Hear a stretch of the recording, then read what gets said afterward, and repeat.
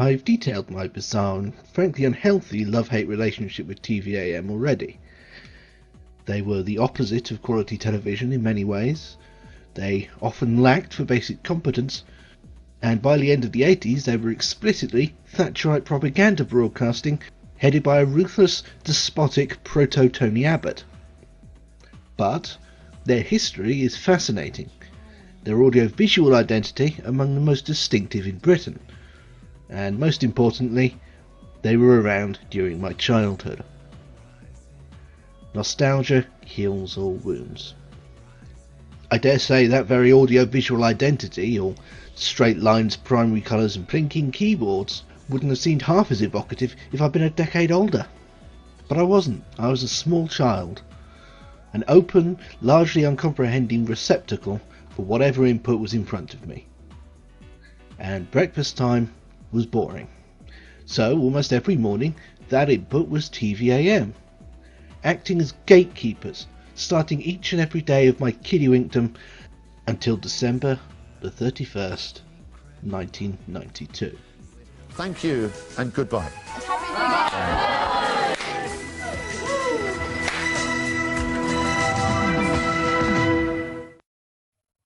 And we all know how much children hate change.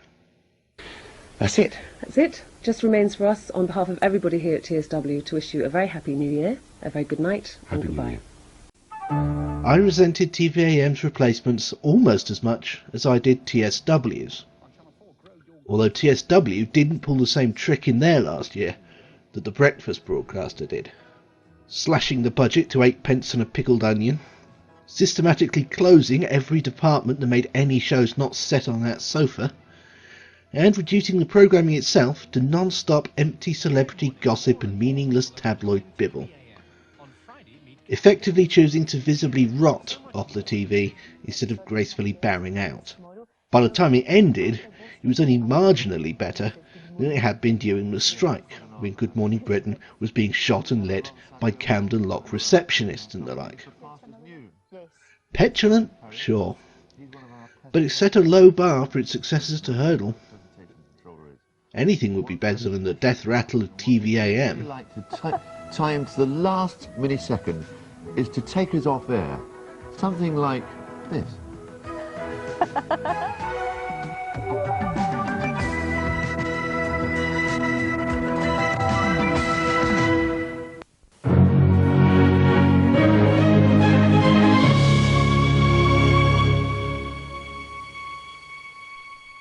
Bruce Gyngell had thought the 1991 franchise round would be a formality. His station was the favourite of Margaret Thatcher, who'd instituted the 1990 Broadcasting Act that turned ITV into a giant game of Monopoly. A game Gyngell was determined to win, even without that woman. His 1991 bid outlined a bizarre vision for TVAM in the 90s as a sort of hybrid of Channel 4, Radio 4 and, TVAM. As a blueprint for successful breakfast television, it ranked marginally below hiring Bobby Davro to stand on a moor ringing a cowbell for 3.5 hours, commanding viewers to change the channel. But Gyngell didn't care. He had a vision. By the 21st century, TVAM would be the centre of a gigantic media empire. They would almost certainly own the entirety of ITV, and probably also Gyngell's Precious 9 network, and what the hell, how about CBS? Although he would have settled for NBC. Camden Lock would be the centre of all the world's media, and the workers would finally know their place forever. Unfortunately, Gyngell either forgot that the Broadcasting Act was inherently unfair, or that the ITV breakfast franchise was one of the most desirable of the lot, or both, because he underbid disastrously. TVAM, the most fiscally successful TV station on earth at the time, finished a distant third in the race for its own survival. The neoliberalisation of television bit its architects right on the arse. The winner by just over £1 million, but more than 20 million over TVAM, was Sunrise Television, a consortium whose logo was absolutely nothing like that of the defeated incumbents. Sunrise boasted investors as diverse as The Guardian, Scottish Television, Disney, of all people, and LWT. The involvement of the latter provided yet another rich irony, as the face of Sunrise's bid turned out to be none other than LWT's Director of Programmes, Greg Dyke, the man who saved TVAM. Not that he had a particularly huge role in Sunrise or anything, at least not at first. Having slain the Minotaur, Sunrise ran into trouble almost immediately when Sky, in the midst of its first great boom, called foul on their name, on the grounds that Rupert Murdoch owned the copyright on the concept of the sun rising. Or if that turned out to be unprovable in a court of law, the fact that Sky News' breakfast programme was and remains to this day called Sunrise. Facetious? No comment. But even then, to go up against Sky's lawyers was to die, even with Disney as an investor. So Sunrise Television was renamed to the rather clunky GMTV, for Good Morning Television, which even at the age of 9.5 I thought was somewhat clumsy and counterintuitive, souring me even further on the notion of change. This was not assuaged by GMTV's initial promotional campaign at the tail end of 1992. The print version was bad enough, seen here in a nightmarish gatefold cover spread in the Radio Times. But Rockadoodle here would get absolutely no less creepy when set in motion for the briefly ubiquitous advert, shown every morning in December 1992 at the end of TVAM, between after 9 and the egg cups, which just felt like rubbing it in.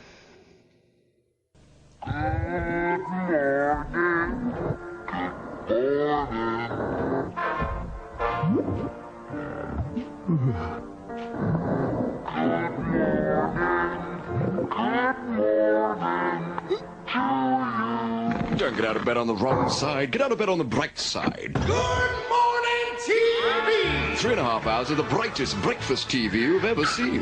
Good morning to you. There are so many things wrong with this, I'm going to concentrate on the technical one. It's a basic category error. It's an advert, rather than a trailer. It's not made by GMTV, it's made by Abbott Mead Vickers, or Saatchi and Saatchi, or some other bastards. It says nothing about GMTV, doesn't show a single frame of GMTV, and has no GMTV presenters in it. Just that freaking creepy mascot from Kellogg's Crack Flakes. Good morning, TV! It is extremely 1992, however. What with its camera work and early CGI effects and tone of basic contempt for anything that isn't cool and awesome and extreme. And again, in this respect, it has absolutely nothing whatsoever in common with GMTV. It certainly doesn't make you want to watch the damn thing. It's just unpleasant and vaguely threatening. Fortunately, GMTV itself would have nothing in common with it in that respect. And there were other, sadly lesser spotted promos, in which the actual faces of the new service would appear, and even the actual sets on occasion. Replacing Mike Morris was another mustachioed Michael Wilson from Sky Sports, apparently a cult figure. Replacing Lorraine Kelly would be ITN's Fiona Armstrong. GMTV had apparently floated the likes of Des Lynam, then on the brink of BBC Sport omnipotence, but they were bluffing. As Sunrise, they'd spent over 30 million quid just to get here, and lest we forget, that was an annual fee. A relative unknown from satellite television, then a relatively little watch luxury, paired with that lady from the lunchtime news, was pretty much all they could afford. Oh, and Lorraine Kelly, who they made sure to snatch up just as soon as they possibly could. New Year's Day 1993 was a Friday, and therefore risked being something of a false start for GMTV, especially as a massive launch party at 6 AM would inevitably have been wasted on an audience of toddlers, either actual toddlers or people who were that drunk. So instead they opened with a muted hello from the regular Friday presenters, Eamon Holmes and Ann Davies, 5 minutes worth of Lorraine Kelly and Dr. Philip boyish good looks burbling about hangover cures, and then they just hurled cartoons at the screen until total exhaustive collapse. The real launch was put off until the following Monday, when the new formula was given its first genuine run out.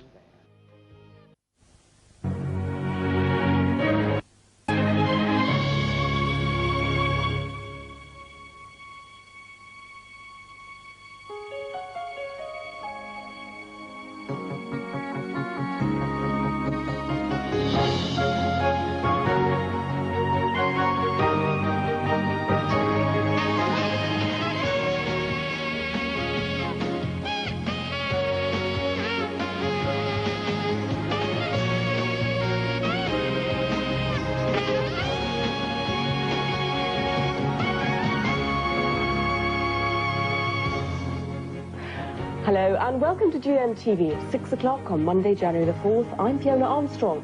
You're watching Britain's newest and brightest breakfast TV station. And I'm Michael Wilson. Hello, and a very... Instead of a living room type ambience, GMTV moved breakfast television, logically enough, to the breakfast table.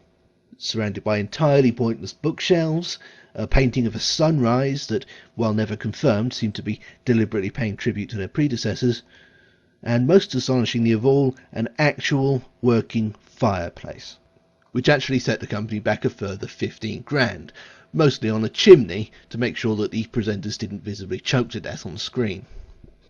The programming itself consisted of 3 hours and 25 minutes, very carefully divided up and individually aimed at different demographics. From 6 to 7, the intended audience was hairy lorry-driving bloke creatures. From 7 to just before 9, Mum and the kids, in between inverted commas scrawled in blood. Finally, from 8:50 to quitting time, the focus was on the traditional premenopausal housewife, with Lorraine Kelly and Dr. Handsome.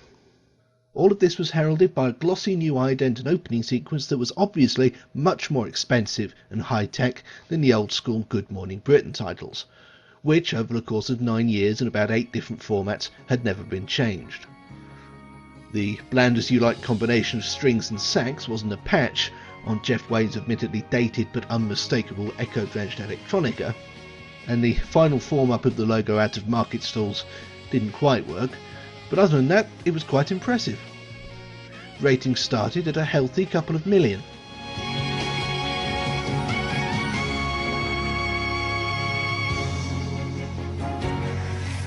It's 8 o'clock on Wednesday, January the 6th. You're watching GMTV. GMTV was a roaring success for all of 8 nanoseconds, before someone glanced at the viewing figures across its first fortnight and spotted tens of thousands of people running away. By the end of January, they were back level with the BBC, which was worse than it sounds, because the BBC had long since given up competing altogether and just handed that 3-hour slot over to bread and butter rolling news. Kirsty and me, the time is now 8 o'clock. You're watching the BBC Breakfast News. The headlines this morning, Tuesday the 20th of February. There are new hopes this morning of a breakthrough in the ambulance dispute. Of course, both were being slaughtered by, of all people, Channel 4, whose Big Breakfast had come out of nowhere towards the end of 1992 to become a bona fide phenomenon, but that's neither here nor there. Suddenly, history was repeating itself. GMTV's ratings might not quite have reached TVAM's disastrous lows. At one point their viewing figures were flirting with technically zero. But they were quite low enough, thank you.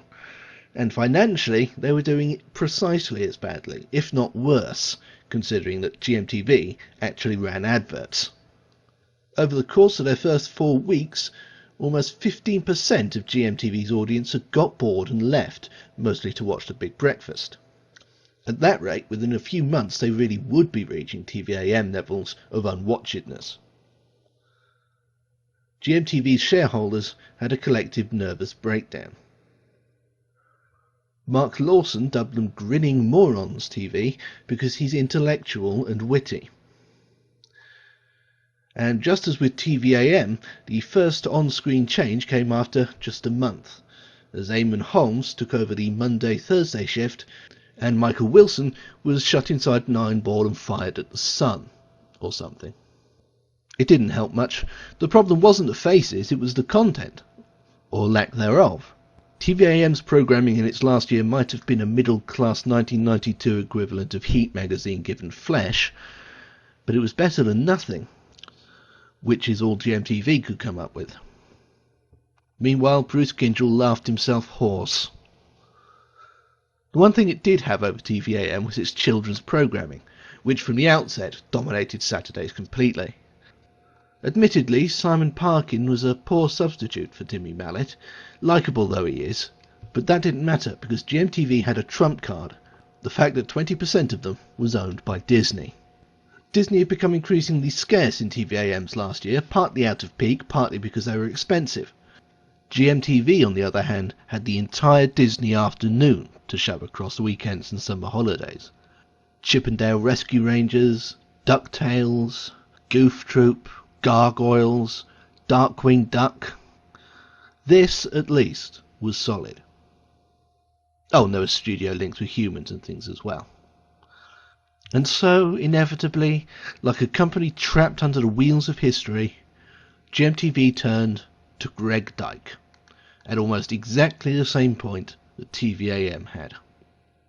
Shortly after that, Fiona Armstrong left, mostly of her own accord. She'd never seemed comfortable with either the informal format or the increased publicity of breakfast television, and eventually went back to her natural habitat of the news. Her replacement, inevitably, was Lorraine Kelly.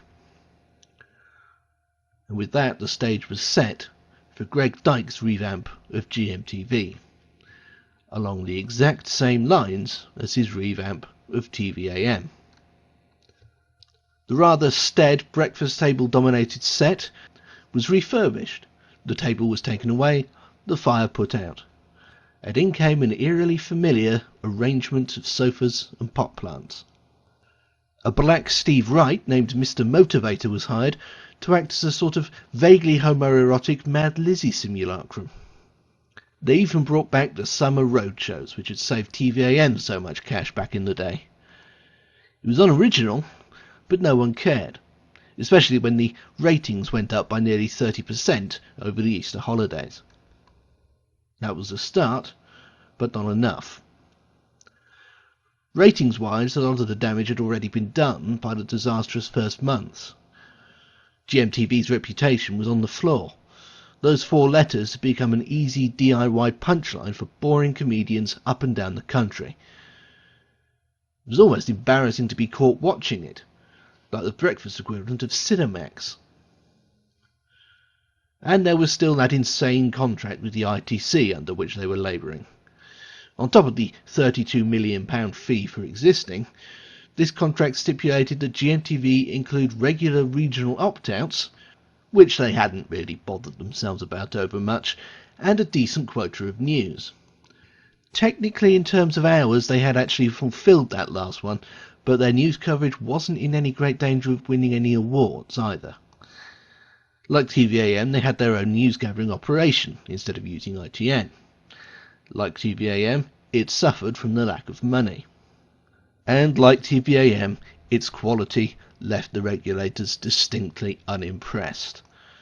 So imagine, if you will, their reaction when Dyke & Company came to them cap in hand and said, "Please, sir, may we have less?" What? What? Not just less news coverage, mind, but fewer regulations and stipulations altogether, and a drastic reduction in the overall fee, ironically closer to Gyngell's original bid of $40 million, which at the time had been completely obliterated. The ITC weren't interested. GMTV's second suggestion was even less popular. Other ITV companies could temporarily subsidise GMTV's running costs, just till it gets back on its feet, you understand. That basically made them into the black sheep of the entire network. There was one chance left. The ITC were planning a sort of end-of-term report on all the ITV franchises for early 1994. GMTV may not have managed to wheedle any special treatment out of them, but they did succeed in finding out what their main objections were. Now they had 6 months to make them null and void. You want regional opt-outs? You got regional opt-outs. Don't like our news? Well, what if we clear out the entire first hour of the schedule and hand it over to Reuters?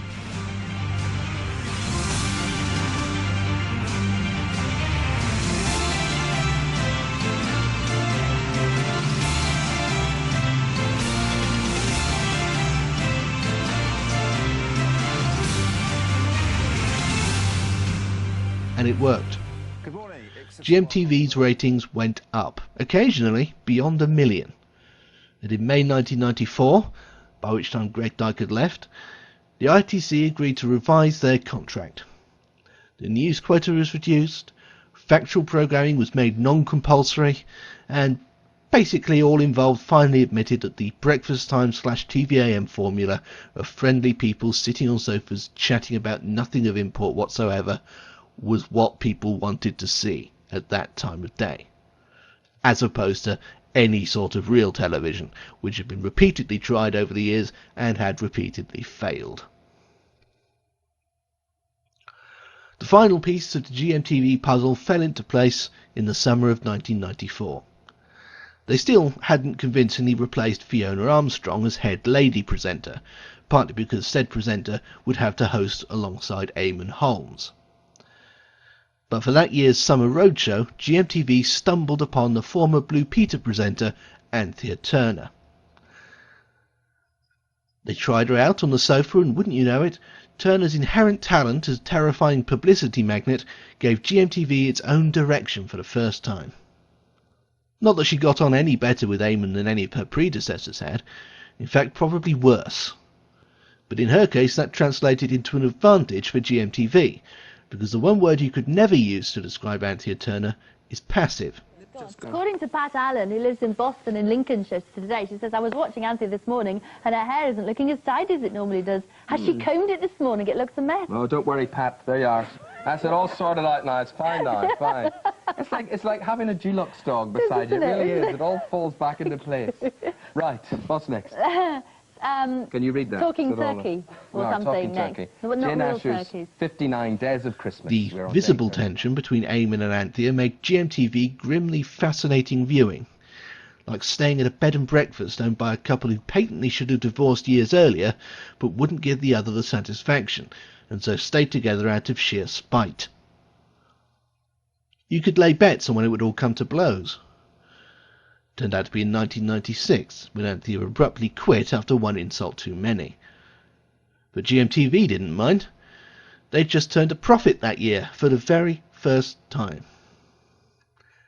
Meanwhile, the Big Breakfast had lost Chris Evans and half its viewers, and things were going to get worse, and then worse, and then worse, before they got better, and then worse.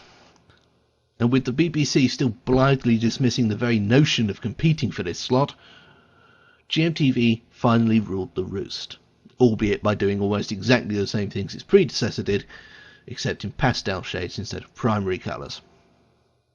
And so GMTV toddled along like TVAM2 until 1998, when it suddenly dipped back into the red. Once again they went cap in hand to the ITC, this time pointing out the regulator's language in the latest end-of-term report about how the station was now completely great and stuff. The ITC promptly slashed 30 million off their licence, which had gone up to 50 million in the interim, hauling the company back into the black and justifying the expense on the brand new CGI logo.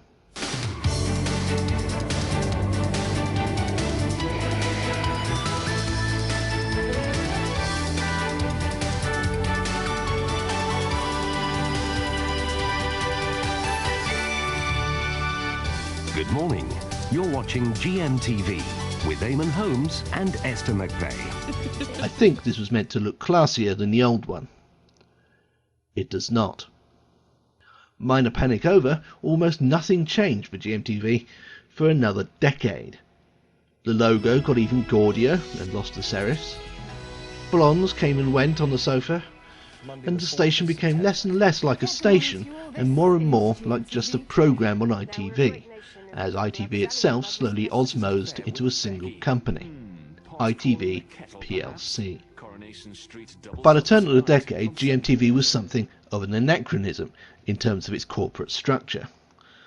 With every other franchise in England now united under ITV1, it made increasingly little sense, as far as ITV plc were concerned, to have a completely different station running for 3.5 hours at the start of every day, even if it did rarely come across on screen as anything other than a single show.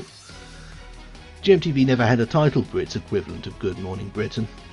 Eventually the name GMTV Today was vaguely attached to most of the post-news hour proceedings, but it was rarely, if ever, spoken aloud. Only Lorraine Kelly's programme was distinct, and even that was functionally identical to everything else. It added to the impersonal, slightly detached feel I always got from GMTV. Here's your breakfast TV, let's get on with it, it's not like this is special anymore. In 2009, by which time it had outlived its predecessor by 7 years, it got a makeover.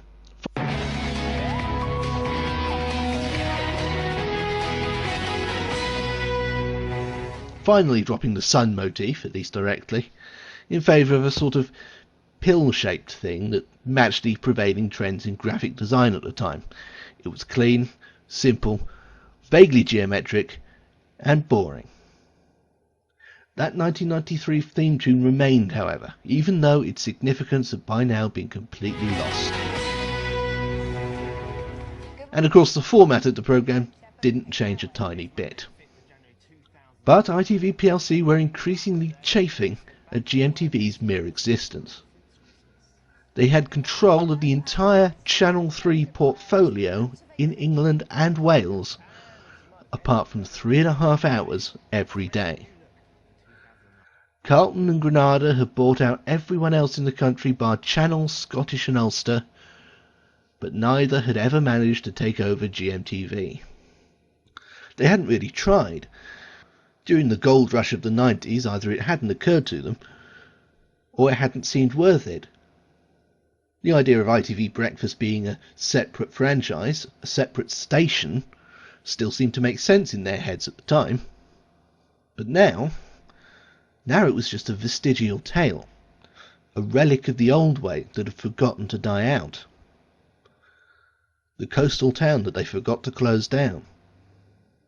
It was time to let nature take its course. GMTV delenda est. By the time of the 2009 relaunch, ITV plc already owned 3/4 of GMTV. The rest was Disney's. Carlton or Granada, while they were separate, probably wouldn't have had the clout to go up against the mouse. But ITV plc did. And by November 2009, GMTV was entirely owned by ITV. It was now a question of when, not if, it would be replaced. And it finally came to an end in September 2010. With it went the last vestiges of the concept of ITV Breakfast, as the company that had been GMTV was now renamed, as a separate franchise. The replacement breakfast show would be just that, a show, not a station. Not even in name only. From GMTV, Daybreak starts on Monday, and it's fingers crossed for them. Really, good luck. But from all of us at GMTV. God bless. Bye-bye.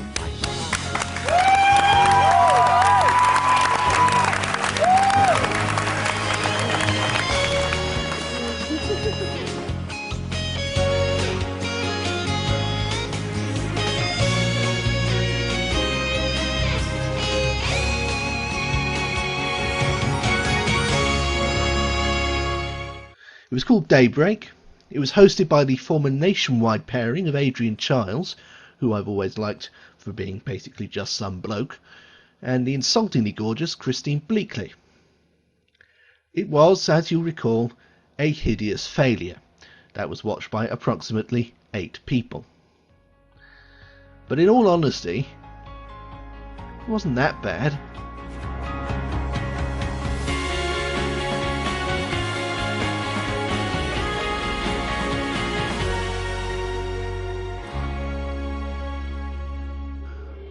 Wasn't that different from your standard breakfast programme, just depressingly underlit and overthought.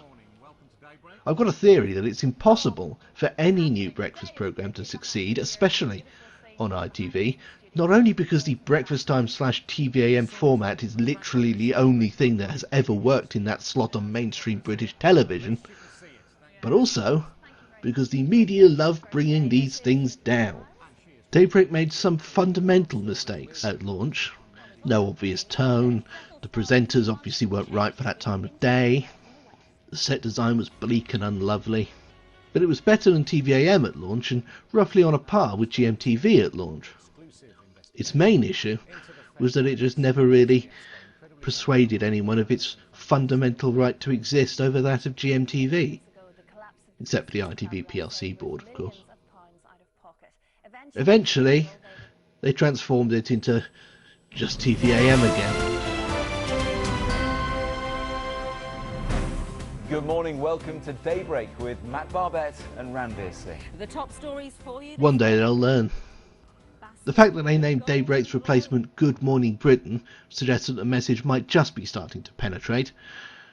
If only they brought back the music and the logo, or any logo really. I mean, what is that? That's not a logo, that's just a programme title on an orange blob. Still, the set is great, the pace is high, and poaching Susanna Reid from what I still insist on calling Breakfast Time was one of the few tactical triumphs ITV has ever made with regards to their breakfast service. I don't know, a breakfast show presenter, or how about someone who presents a breakfast show already? Could that work? Is that an idea? I don't know, is that too obvious? And of course, Lorraine Kelly is still there. One day she'll be buried at 7 o'clock in the morning. As for GMTV, there are people who mourn it as I do TVAM for the same reason. It was their childhood. It's never fun when part of your childhood dies. I still can't adjust to a world without Grange Hill, and remain woefully unprepared for that dark day when we lose Blue Peter. In comparison, for me, the loss of GMTV was a blip, but heartbreak for some, if only for what the name represented. It may not, in its 17 years, have had the history that TVAM crammed into its 9, but there's a lot to be said for reliability.